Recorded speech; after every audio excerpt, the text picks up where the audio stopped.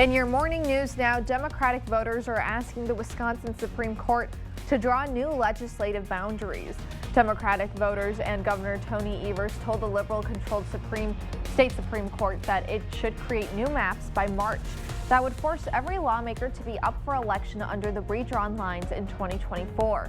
The Republican-controlled state legislature argued that the court should take their time if they draw new maps. They say the soonest new maps should be enacted is the 2026 election. Liberal Justice Ann Walsh Bradley's term ends in 2025, meaning that the liberal justices may no longer have a majority by then. Last month, the GOP-controlled Wisconsin Senate voted to fire the state's top elections official. Now, Republican lawmakers have admitted that the vote has no legal effect.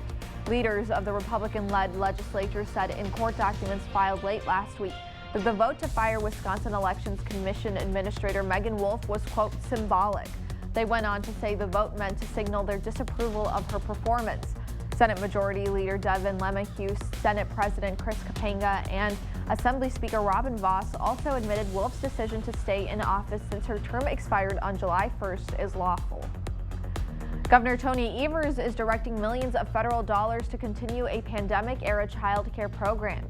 Evers announced he will use $170 million from the Federal Emergency Management Agency Pandemic Response Operations to keep child care counts running.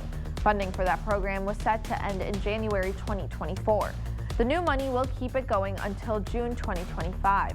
While State Senator Brad Pfaff is excited to see further investment into the program, he knows it's a temporary solution. He says now is the time for the legislature to come together and take some meaningful action on child care. We can't just kick this down the road forever. We actually have to be able to come together and find common ground. If you're listening to the people here in Western Wisconsin, you are hearing that child care is so very, very important. It's time the legislature gets busy. Child Care Counts gives child care providers money to help retain staff as well as cover curriculum, utility, and rent costs. In his release, Governor Evers says since 2020, the program has allowed providers to continue to care for more than 113,000 kids. People across the Coulee region flocked to Viterbo University to hear the president's own United States Marine Band. The group stopped by as a part of their annual tour.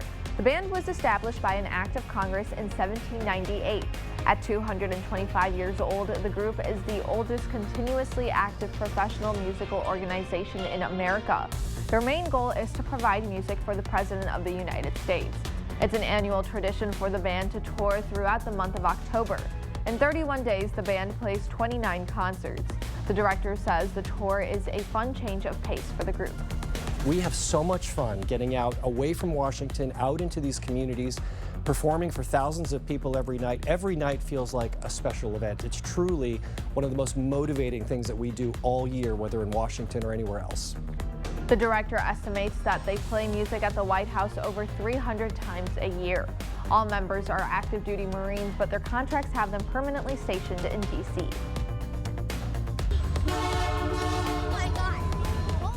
The holiday train is making its way back to the Coulee region. The train will be in the La Crosse area on December 5th.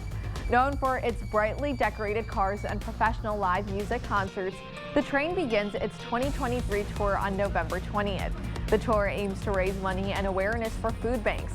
It also makes a donation to a local food shelf at each of its stops. For more details on where and when it will be stopping throughout the Coulee region, head to our website, news8000.com. Already talking about that before Halloween. Crazy. The holiday train. Let's talk about today's planner. Off to a very foggy start here through at least now until about 9 to 10 o'clock this morning. That is when that fog should clear out. And then the rest of the day, we're going to be turning milder with temperatures in the 60s, a mix of sun and clouds, a light southwest wind at 5 to 10. Now tomorrow, I think you'll need the rain gear handy. We're going to be looking at chances of seeing some scattered showers tomorrow through Friday. Highs into the 60s, and it looks like this weekend we dry out there and also into early next week. That rain's definitely going to help with the fall colors, or is it too late for that? Yeah, it might be a little late for that, but I think it will help with the drought though, so that's good. I suppose. Oh, we need it.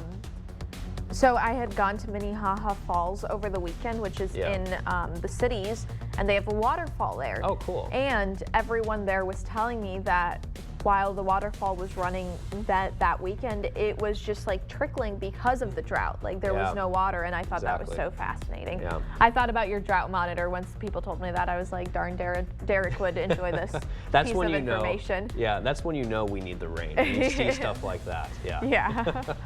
Well, thank you for watching News 8 Now this morning. We'll see you back here later today at noon. Have a wonderful Tuesday.